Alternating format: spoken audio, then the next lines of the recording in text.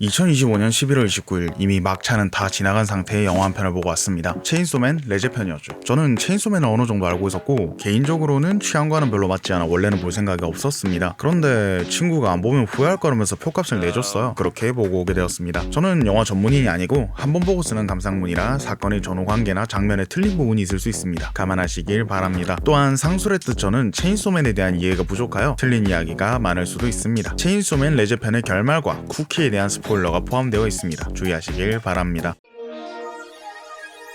이야기는 체인소의 악마, 포치타의 꿈을 꾸는 덴지로부터 시작합니다. 이 부분은 체인소맨의 전편을 보시면 더욱 이해가 쉽겠지만 이 부분을 모르시는 분들은 그냥 악몽 정도로 치부하셔도 좋습니다. 대신 중요한 한 가지 전제를 먼저 설명드려야 할 것 같습니다. 덴지의 힘은 덴지의 심장에 있는 포치타, 체인소맨으로부터 나옵니다. 그래서 작중 등장하는 적들은 체인소의 심장을 노리고 있습니다. 악몽 속에 살던 덴지가 눈을 뜹니다. 난장판인 방에 파워와 아키가 누워서 자고 있습니다. 덴지는 파워의 얼굴을 보고는 꿈인가라며 읊조리지만 곧이어 눈을 뜬 파워에게 얻어맞고 천장을 쳐버립니다. 이렇게 컴팩트하게 덴지의 이성에 대한 갈망과 그에 대한 괴리를 보여준 영화는 직후 마키마를 통해 파워를 치워버립니다. 그리고 파워에 비해 훨씬 더 어른스러운 마키마와의 데이트를 보여주죠. 그러나 마키마 역시 덴지처럼 제대로 된 사람은 아닙니다. 그래서 마키마의 데이트는 처음부터 끝까지 영화관만 돌아다니는 것으로 이루어져 있죠. 또 덴지와 마키마는 다른 사람들이 울 때 울지 못하고 웃을 때 웃지 못합니다. 그들이 눈물을 흘리는 장면은 다른 이들과는 다른 아무도 보지 않는 영화의 평범한 장면에 불과하죠. 이는 덴지가 갈망하고 있는 것이 평범함이라는 것을 보다 직관적으로 보여줍니다. 덴지는 본인의 이 평범하지 않음에 절망하고 있습니다. 그래서 마키마에게 나도 마음이 있나요? 라고 묻죠. 여기서 마키마는 대답 대신 덴지의 심장에 귀를 기울이더니 여기 있네 라고 대답합니다. 사실 직전의 시퀀스에서 마키마 역시 덴지처럼 일반적인 마음에 대해 잘 모른다는 것을 은유해 주었기에 마키마가 알려주는 마음은 제대로 된 건 아닙니다. 그래서 덴지 역시 마음에 대해 제대로 모르는 상태로 거리를 활보하죠. 설문조사를 한 덴지는 자기도 마음이 있다면 나대다가 받은 꽃을 먹어버리기까지 합니다. 이 꽃은 작중 내내 마음을 은유하는 상징물로 작용합니다. 그렇다면 덴지가 꽃을 먹어버리는 건 마음을 제대로 이해하지 못했다는 뜻으로 받아들여지죠. 그래서 그런가 날씨가 우중충해지더니 비가 내립니다. 덴지는 비를 피하기 위해서 근처의 공중전화 부스를 찾아 들어갑니다. 비를 피하던 덴지의 부스 안으로 웬 미소녀가 뛰쳐들어옵니다. 이번 영화의 메인 히로인 레제의 등장입니다. 이때부터 영화는 모든 초점을 전부 레제에게 맞춥니다. 카메라 워크, 사운드, 구도, 색감이 전부 레제에게 맞춰져 있습니다. 레제의 대사 한마디 한마디가 지나갈 때마다 공백을 넣어 레제의 목소리를 음미하게 해주고 레제의 포즈 하나하나마다 곡선을 넣어 그 매력을 뽐내죠. 아까 얘기했다시피 덴지에게 유욕이란 건 중요한 키워드입니다. 그래서 그런지 작품 전반으로 카메라는 여성의 가슴과 엉덩이를 집요하게 따라다닙니다. 이건 레제에게도 당연히 적용됩니다. 그러나 레제를 볼 때 더 중요한 건 원구도라 생각합니다. 원구도는 미장센적으로는 이 원의 가운데에 인물이 배치되는 걸 의미하는 걸로 알고 있습니다. 하지만 여기서 제가 말씀드리고자 하는 건 영화로서의 원구도가 아니라 일러스트레이션의 원구도입니다.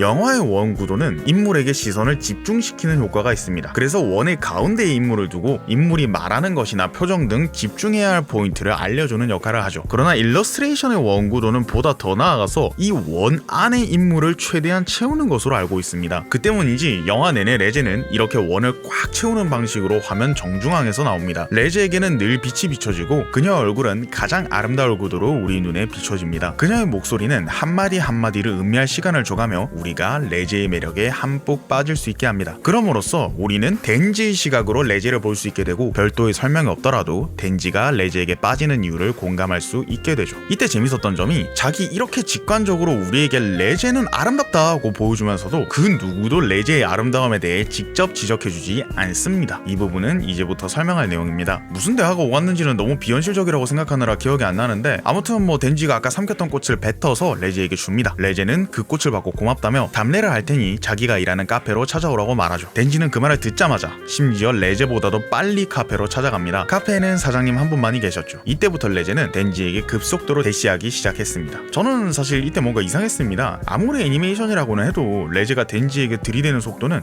모쏠인 제가 보기에도 너무 빨랐습니다. 그래도 그냥 인싸들은 저렇게 연애하는구나 하고 있었죠. 이때 레제가 덴지가 준 꽃을 컵에 담아 소중히 보관하고 있는 것을 잠시 보여줍니다. 레제는 학교에 다니고 있다고 합니다. 이 학교라는 건 평범함을 의미하는 제재입니다. 그리고 레제는 덴지 이야기를 들으며 평범한 일본인이라면 모두 누리는 일이다 라는 대사로 덴지의 이상함을 부각시키죠. 그렇습니다. 레제는 덴지 이상인 평범함을 의인화한 존재입니다. 그런데 그렇기에 레제는 너무 아름답습니다. 이 부분은 잠시 킵해놓고 다시 이야기를 진행하겠습니다. 작은 마키마를 배신한 듯한 죄책감을 느끼면서도 자꾸만 레제에게 끌리는 덴지를 보여줍니다. 마키마는 제대로 된 평범이 아니었기에 학교, 숙제, 평범한 삶 등의 진짜 평범을 보여주는 레제에게 끌리는 건 이상한 일이 아닐 겁니다. 그러나 덴지는 마키마에 대한 의리를 지키고자 하죠. 이것은 자신의 현재와 이상 사이에서 갈등하는 것으로 보였습니다. 이때 그 유명한 시골쥐와 도시쥐가 나옵니다. 덴지는 죽을 위협이 있어도 풍족한 삶의 도시쥐가, 레제는 소소한 행복과 안전이 보장되지만 큰 재미는 없는 시골쥐가 좋다고 말합니다. 이때 천사의 악마와 아키도 비슷한 문답을 하고 있었죠. 근데 전 이 천사의 악마가 남캐라는 걸 알고 봐서 심도 깊게 안 봤습니다. 앞으로도 크게 다루진 않을 거예요. 레제는 덴지에게 밤의 학교에 가자고 합니다. 이는 레제와 덴지가 많이 가까워짐을 보여주는 소재입니다. 비단 지금만이 아니라 영화 전체를 보면 레제는 덴지와 거의 대부분의 시간을 단둘이 보냅니다. 아까 얘기했듯 레제의 미모를 아무도 부각하지 않는 이유도 그것입니다. 이는 레제에게 덴지가 하나의 세상이 되는 것을 보여줍니다. 레제의 이질적인 미모도 덴지의 세상에선 평범하게 되죠. 그러나 이것만으로는 평범을 보여주기엔 부족합니다. 그래서 영화가 맨 처음에 카페 사장님을 함께 보여준 거죠. 이 사장님은 무기력하고 선한 병풍 같은 존재입니다. 그러나 셋이 모여 하나의 사회를 만들고 사장과 종업원이라는 사회적인 지위를 보여주는 등 사회의 평범한 이런 레제를 만드는 데는 충분한 장치로 기능합니다. 그래서 사실 이 역할이 끝난 후부터는 사장님은 거의 보이지도 않습니다. 카메라가 거의 대부분을 레제와 덴지만 비추죠. 그러나 이 밤의 학교부터는 아예 사장님까지 배제한 장소로 이동합니다. 이때부터 레제와 덴지는 거의 완벽히 단둘이 됩니다. 밤의 학교라는 말은 복선인데 이는 엔딩 이야기할 때 다시 말씀드리도록 하겠습니다. 레제는 덴지의 손을 잡기도 하고 학교 놀이를 하기도 하며 밤의 학교를 즐깁니다. 이 영화에서 학교라는 것이 평범을 의미하는 상징임을 생각하면 이 장면에서 덴지는 평범함을 즐기고 있습니다. 덴지가 그토록 원하던 평범한 일상을 밤이라는 비일상적인 시간대에서나마 즐기고 있죠. 그리고 이때쯤에 덴지를 노리는 괴한과 그와 계약한 태풍의 악마라는 존재가 암시됩니다. 이 지점에서 그 유명한 수영장 장면이 등장합니다. 이 수영장으로 갈 때 카메라는 복도에 있는 아담과 이브를 점차 선명하게 비춰주죠. 레제는 수영장에 물을 채우고 옷을 다 벗기 시작합니다. 저도 물론 좋았지만 그보다는 이질감이 더 심했습니다. 왜냐면 이건 이제까지 레제의 행동들보다 더한 이상한 행동이었거든요. 이때 레제의 속옷을 본 덴지는 레제를 막아 세우지만 레제는 수영할 때는 다 벗고 하는 것이라며 아랑곳하지 않고 옷을 벗습니다. 이때 레제의 속옷이 완벽한 하얀색으로 묘사되던데 이건 이따가 다시 이야기하도록 하겠습니다. 덴지는 수영을 못한다고 벌벌 떨지만 레제가 자신이 가르쳐주겠다며 덴지를 물속으로 이끕니다. 물속에서 레제를 본 덴지는 다시 수면 밖으로 솟구쳐 오르는데 이때의 덴지의 시각이 저는 태어남을 표현할 때 자주 표현되는 모습으로 보였습니다. 즉 이 시점에서 덴지라는 인물은 이제 레제를 통해 평범한 인간 덴지가 될 수 있었다는 의미죠. 그리고 여기서 작은 나비를 올가매는 거미도 보여주더군요. 이제까지 의심들을 확신으로 바꿔주는 구도였습니다. 왜냐면 너무 직관적으로 덫에 걸려든 사냥감이라는 느낌을 보여주니까요. 레제는 덴지에게 그 유명한 알려줄게를 말합니다. 그리고 덴지의 손을 잡고 덴지에게 떠오르는 법을 알려주죠. 즐거운 한때를 보내고 레제는 화장실에 다녀오겠다고 하며 교실 밖으로 나갑니다. 홀로 남은 덴지는 레제와 이제까지 히로인들을 비교합니다. 속옷만 입고 있는 천사의 악마 코벤이 파워가 지나간 후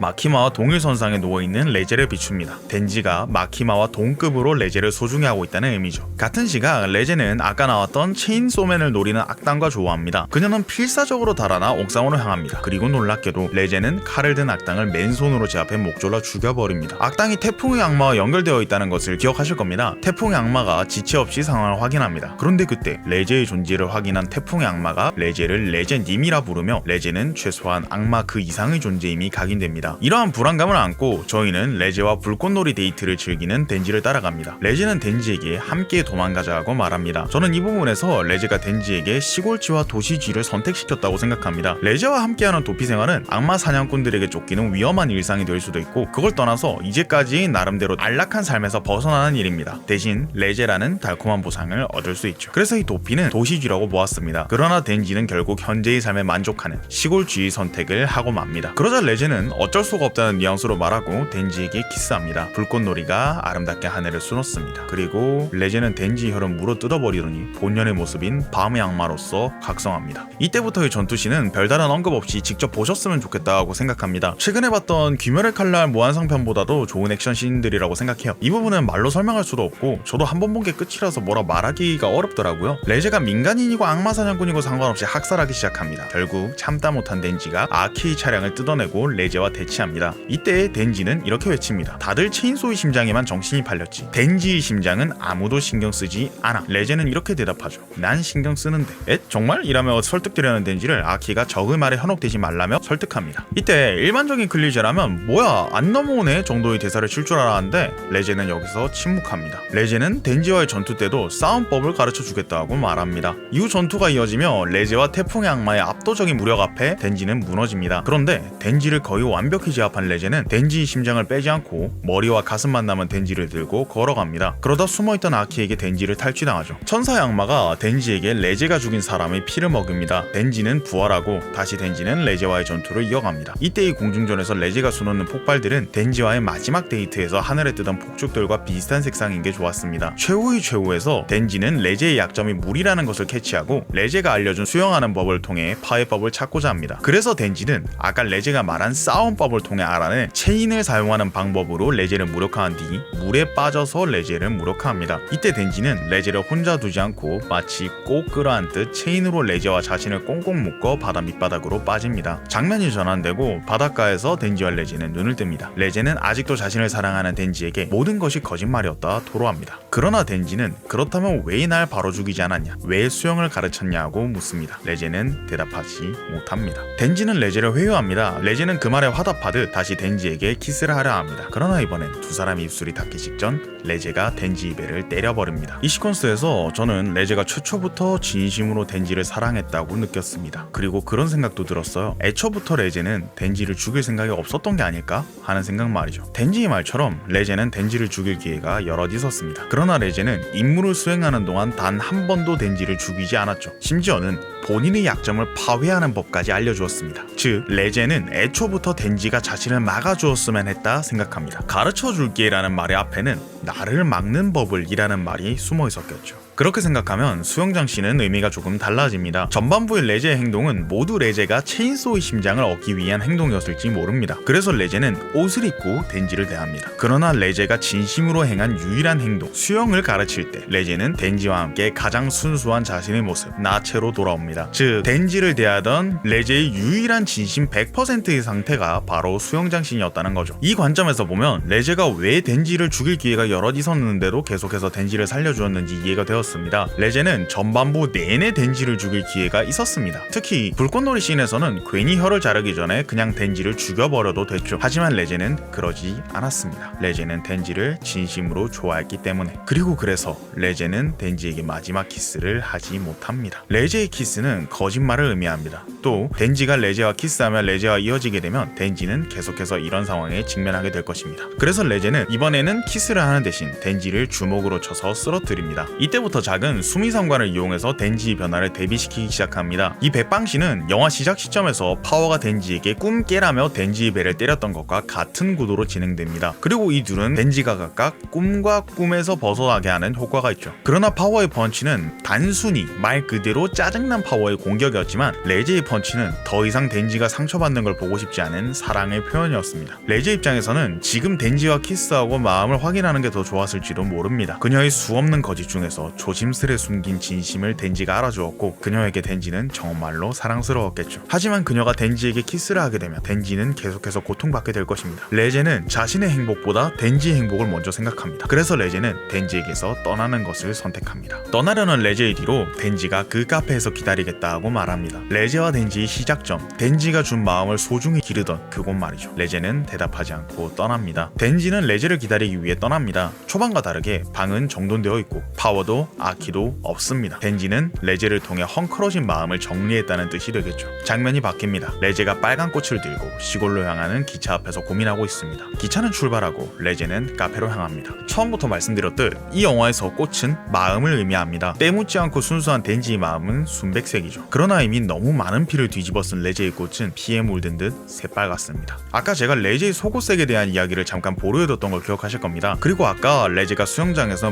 모든 옷을 벗고 덴지와 덴지가 나신으로 있던 것이 가리는 것 없는 레제의 순수한 마음을 뜻한다고도 말했죠. 그러니까 레제는 최초의 마음속에 덴지처럼 순수한 마음을 가리고 있었습니다. 그것은 거도처럼 완벽한 거짓도 나신처럼 완벽히 순수한 마음도 아니었죠. 어느 정도의 진심, 그것이 레제가 덴지에게 가지고 있던 태도였을 것입니다. 또 열차 장면에서 이번엔 레제가 덴지에게 시골지와 도시지를 질문받습니다. 이번엔 덴지가 레제에게 매력적인 것이며 덴지와 함께하는 생활은 마키마라는 위협이 도사리고 있죠. 도시지를 선호하지만 시골지를 선택했던 덴지와 다르게 레제는 시골지를 선호하지만 도시지를 선택하고 덴지를 향해 뛰어갑니다. 직전의 장면에서 레제와 덴지의 싸움이 불꽃놀이 같던 것을 생각하면 이야기가 급속도로 역주행하고 있다는 생각도 들었습니다. 덴지는 레제를 카페에서 만나 시골 도시지 질문을 듣고 불꽃놀이를 보았지만 레제는 불꽃놀이를 하고 질문을 듣고 카페로 향합니다. 카페로 향하는 레제 사이로 소련의 모르모트라는 단어가 지나갑니다. 모르모트라는 건 실험용 쥐를 의미합니다. 이 영화 내내 나오는 시골쥐와 도시쥐의 진짜 의미는 모르모트가 나오면서 완성됩니다. 시골쥐든 도시쥐든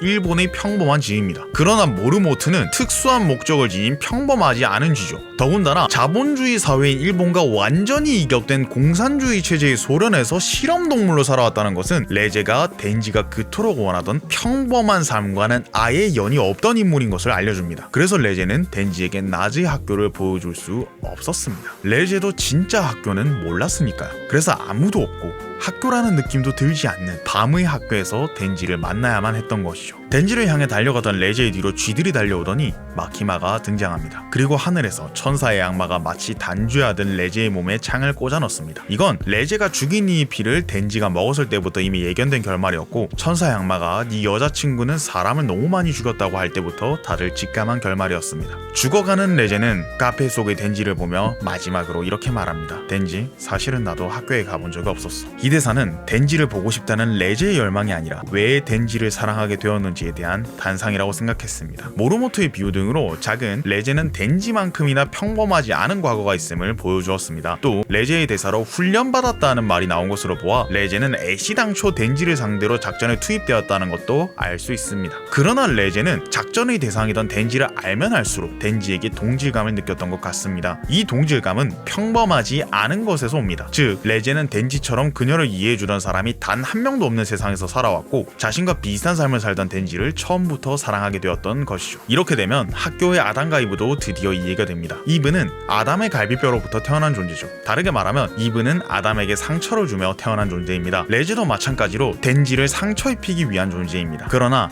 이성을 간절히 원하던 아담의 조언으로 태어난 아담의 아내 이브처럼 레제 역시 덴지의 이해자로서 그의 진정한 사랑이 됩니다. 죽어가는 레제의 마지막 미련이 아니라 고작 덴지를 사랑한 이유를 은유적으로 말해주는 이 엔딩은 매우 여운이 남습니다. 왜냐하면 우리가 작품 내내 이해되지 않던 레제의 마음을 마지막에서나마 이해할 수 있게 되기 때문입니다. 자신의 목숨까지 걸어가며 덴지를 살리고자 했던, 그래서 안전한 삶을 포기하고 덴지를 찾아오던 레제의 열망을 우리도 알기에 레제가 더 말로 무언가를 표현하지 않더라도 이 레제라는 인물을 안타까워할 수 있게 되죠. 영화가 처음에 덴지의 시선을 좇는다고 했던 걸 기억하실 겁니다. 이 영화를 전반, 중반, 후반으로 나눈다면 전반부는 덴지와 레제의 사랑, 중반부는 체인소의 악마와 밤의 악마의 전투, 후반부는 레제와 덴지의 사랑으로 나누고 싶습니다. 그래서 작은 전반부에는 오로지 덴지의 시점으로 이야기가 진행되고 그래서 관객도 덴지의 속마음만을 들을 수 있습니다. 그러나 작의 최후반부는 자기 수미상관처럼 레제의 시점으로 이야기가 진행됩니다. 그래서 레제가 작중 처음이자 마지막으로 하는 독백이 이야기의 엔딩, 사실은 나도 학교에 가본 적이 없었어가 됩니다. 이렇게 평범해지고 싶었던 두 악마의 안타까운 사랑 이야기는 대단원의 막을 내립니다. 쿠키가 있는데 저는 이 쿠키가 이야기의 비극성을 더 강화해준다고 생각합니다. 레제가 가져다주던 커피를 앞에 두고 덴지는 꽃다발을 하는 채 레제를 기다립니다. 그러나 이 시점에서 레제는 죽었기에 레제가 소중히 기르던 덴지의 마음, 하얀 꽃은 속절없이 잎이 다 떨어지죠. 그렇게 시간은 흘러 밤이 됩니다. 카페 사장님이 레제는 우리와 사는 세상이 다르지 않았냐 하며 덴지를 어릅니다. 이 문장은 중의적인 의미를 담고 있습니다. 하나는 처음에 말했듯 둘만의 공간에서는 평범했던 레제가 세상에서는 평범하지 않았다는 것입니다. 레제는 세상에서도 아름다웠죠. 그리고 또 하나는 파워는 레제가 이미 죽어서 지옥에 가 있으리란 거였을 겁니다. 점장이 비슷한 사람을 만나야지라고 할 때 파워가 카페 문을 박차고 들어옵니다. 파워는 덴지에게 꽃은 자신의 것이니 내놓으라고 말합니다. 이때 덴지가 전반부처럼 파워를 빤히 봅니다만 이번에는 덴지는 전반부처럼 황홀해하기는커녕 아주 실망한 기색을 숨기지 않습니다. 꽃을 강탈하려는 파워에게 덴지는 그 마음의 한 톨조차도 주지 않겠다는 듯 그의 마음을 작중 내내 대변하던 하얀 꽃 한 송이를 입속에 넣어버립니다. 이로써 덴지는 자기 맨 처음처럼 평범과는 거리가 먼 상태로 돌아와 버립니다. 제 방송을 많이 보신 분들이라면 제가 어떤 작품을 좋아하는지 아실 겁니다. 인물의 감정선을 따라가기 쉽고 스토리가 상징물에 우선하며 어떻게 표현할지 고민한 작품이 제게는 작품성에 치중하고 수많은 해석할 수 있는 작품보다 훨씬 더 좋은 작품입니다. 그리고 체인소맨 레제편은 그 기준에 아주 정확히 부합하는 영화죠. 스토리라인 자체는 액션에 많은 비중을 넘겨주고 로맨스는 간결한 영화입니다. 거기다 덴지라는 비인간적인 인물을 주인공으로 삼기 때문에 이입하기가 더더욱 어려울 수 있던 인물이죠. 그렇기 때문에 작은 모든 상징물을 인물의 감정을 보여주는데 때려박고 어떻게 하면 이 인물들에 이입하게 할지 어떻게 하면 이야기가 매력적일지 고민한 티가 많이 납니다. 영화의 스토리, 구도, 카메라워크, 대사, 사운드 등 모든 요소가 이 한 가지 목적을 위해 최선을 다하고 있습니다. 개인적으로 너무너무 좋아하는 방법의 연출입니다. 그리고 제가 올해 본 영화 중 가장 친절한 영화였습니다. 상징물 없이 말로 다 설명해준다고 친절한 영화가 아니죠. 저처럼 어떻게 설명했는가를 보지 않더라도 자연스럽게 덴지의 시선에, 레제의 시선에 공감할 수 있도록 수많은 고민을 거친 연출이 너무 마음에 들었습니다. 한 가지 아쉬웠던 게 저는 영화를 보면서 눈에 집중하지 않았습니다. 영화가 온종일 인물들이 눈을 클로즈업 해주는데 저는 원래 뭔가를 감상할 때 감정 위주로 감상하기 때문에 눈 쪽에는 크게 신경을 쓰지 못했어요. 그래서 이 부분은 여러분들의 감상을 공유해주시면 좋을 것 같습니다. 영상은 여기까지입니다. 시청해주셔서 감사합니다.